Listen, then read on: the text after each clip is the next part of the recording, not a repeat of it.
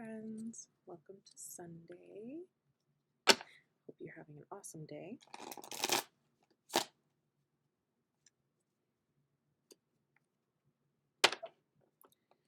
Let's see what these cards have. I did not mean for that shuffle to be so loud. We're starting with the Rider-Waite Tarot deck today.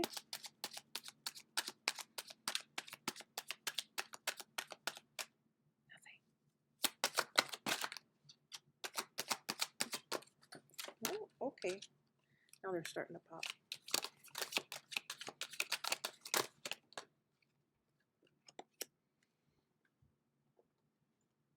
Okay, one more. We've got the Queen of Pentacles and Three of Wands so far.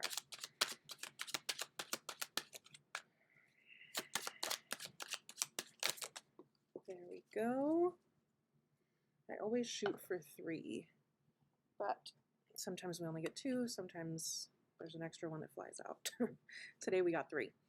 The third one is the Seven of Cups. I love this card. Look at how pretty it is. All of the options. Anyway, we'll get to that because that was the third card. Okay, so with this Three of Wands, generally it's talking about preparation, like being in that phase, maybe before jumping into action, where you're thinking things through and planning it out, really up in your head about a lot of things, right? A lot of ideas coming in. The Queen of Pentacles in reverse, you know, it's kind of like there might be this imbalance in like the family realm, like you're just having trouble figuring out how to make it all work together, right? So you have these ideas about what your family time should look like and how much time you should be spending with them and things like that. We all do. And then on the flip side, you know, work can take so much out of you, especially in that planning phase before you get started. It feels like everything needs to be done, right? And you need to get all of your ducks in a row so that you can be ready to just jump in.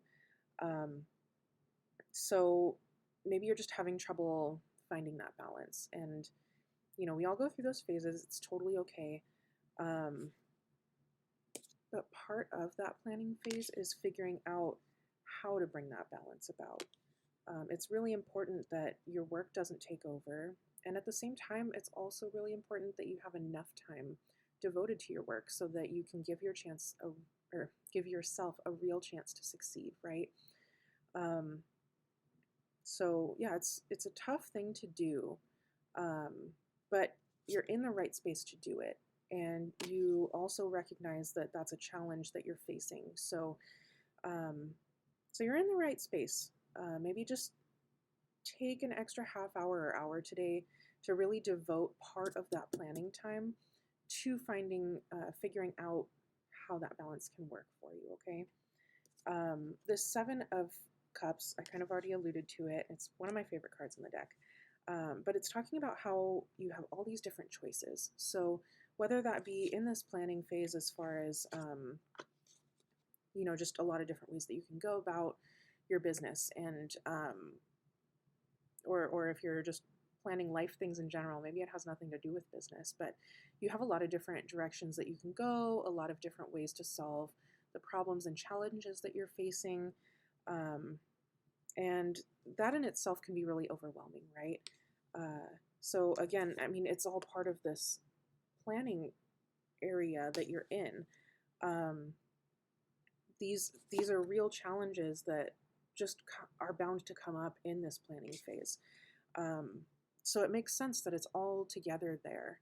And I encourage you, again, just take that extra time today, if that's really what's weighing on you, to confront it and to put your efforts into figuring out a solution for what you're facing. So if the issue is that you just have too many choices and you're not really sure what to tackle first or what's going to take priority, things like that, literally just write them down, like whether it's on a yellow notepad or I like flashcards because you can kind of reposition them if you need to. So especially it's helpful if you have like 10 things going on, right?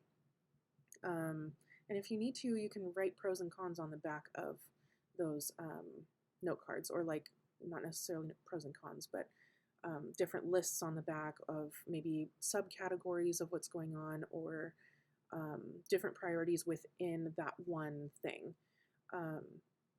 So that's just what I do. It's a suggestion, take it or leave it, right? Let's go ahead and do some clarifiers for those cards today. I'm going to use the Light Seers Tarot, another deck that I really enjoy. Just artistically, the cards are beautiful.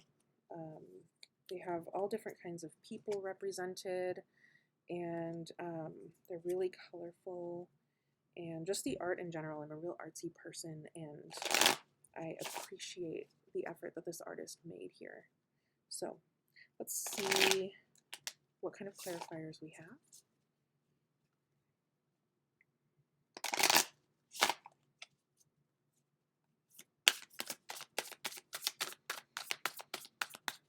Sometimes I'll try and pull 3 on this one also for the clarifiers, but for today I'm feeling like there's probably 2.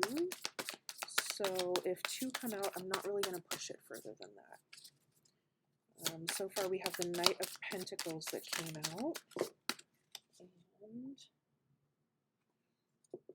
we've got the Four of Swords. And again, I want you to see how beautiful these cards are. Four of Swords. All right, these cards made a little bit of a mess, so let me clean that up real quick. I'll be right back. Okay, so with this Knight of Pentacles, you know, it talks about how you've been working really hard, and it's not just, you know, powering through and pushing towards your goals. It's doing it in a way that's really cognitive of what's going on around you, and thoughtful about what you might face in the future, and, you know, having really calculated one step in front of the other, right? So that's a good thing. You may have already been in this space where, you know, you can't just plan, you also have to be taking action. So you know, it might be something that you've already been working through, or it might be something that's, you know, you're about ready to step into that phase of what you're doing. So that's going to be kind of the focus moving forward. And, you know, again, if you've already been in that energy, just keep going in it. And fall back on all of the planning that you've been doing. You did it for a reason, right? So make sure that you carry that into those next steps, and don't lose sight of the way that you planned it, because you did put so much intentionality into it. This Four of Swords now, it kind of is the complete opposite. It talks about resting, and what a lot of people don't take into consideration is that when you're doing all of this go, go, go, and you're really, you know, doing these full pushes into whether it's new things or just reinvigorating or whatever, when you're really making those big pushes, you have to make time for rest, or you will burn out. Whether that's tomorrow or in a month or in a year, you don't want to have to face that. And the longer that you go on and push, push, push, and don't take the time to rest, the harder that burnout will be. So make sure that you're taking care of yourself and resting when you need to rest. If your body is telling you to rest, or if your mind is overwhelmed, or your emotions are just all over the place and feeling chaotic, take a few hours. It doesn't have to be a whole day or a weekend or whatever. Take an amount of time that's appropriate to you, and address the things that you need to address in self-care, in that rest area. Maybe it's a nap. You know, sometimes I take naps just to reset. 20 minutes, 2 hours, those seem to be very good time periods for naps. But maybe it's just a quick spa getaway to get a massage. Maybe it is reinstating your meditation or yoga practice, right? Whatever self care looks like to you, to hit that reset button and to take care of yourself, make sure that you're doing it. It's very important. Okay. The last card that I will pull today is an oracle card, and we are using Notes from the Universe on Love and Connection. Another deck that I love just for its artistry, its colors. Obviously, it has a universe theme, so the art is very spatial, looks like the sky kind of thing. And the words themselves are simple and optimistic and loving. Love it. So let's see what the oracle has for us on advice with your particular situation. It says, don't be misled. So the back of the card says, when fear speaks, it's always wrong, unless being chased by wildebeests. That's true. And when love speaks, it's always right, and usually bouncy. Game on, the universe.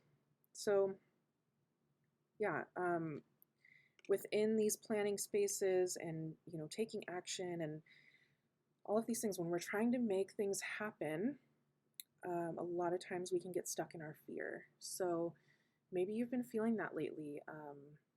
And if you haven't, it's bound to come up at some point, right? It's just part of the process. So when that fear comes up, know that that's what's happening and pivot. Challenge yourself that when fears come up, go back into yourself and into your mind and your heart and acknowledge that's what's going on and challenge yourself to change the perspective. You have to be really cognizant in that space and just do a complete 180 from fear to love. You can say, my fear is saying this to me. What if I looked at it from love's perspective? And that usually helps a lot. So keep that in mind, and whether that applies right now or that's just something that might come up, I find that to be helpful pretty often. So maybe write it down on a post-it. I don't know. It's another thing that I do. Anyways, thanks so much for stopping by. I hope you find that helpful, and I hope you have an awesome day. Love you lots.